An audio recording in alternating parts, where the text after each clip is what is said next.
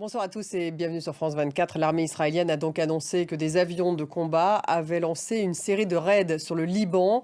Ces raids interviennent après qu'une roquette ait été tirée depuis le Liban, roquette qui a tué une soldate israélienne notamment.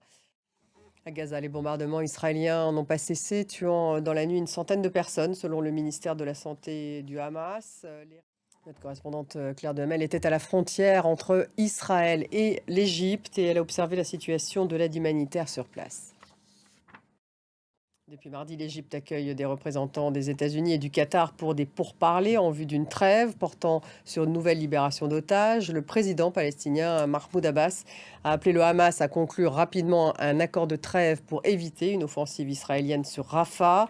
Et dans ce contexte, le président égyptien Abdel Fattah al-Sisi a accueilli au Caire le président turc Recep Tayyip Erdogan pour une visite inédite, une réconciliation après 10 ans de brouille. Ludovic de Foucault. Actualité judiciaire en France, la Cour d'appel de Paris condamne Nicolas Sarkozy en appel. Donc, Robert Badinter devrait entrer au Panthéon. C'est une annonce d'Emmanuel Macron qui lui a rendu un hommage national. C'est dans un lieu symbolique devant le ministère de la Justice que la France a salué la mémoire de l'ancien garde des Sceaux qui porta l'abolition de la peine de mort.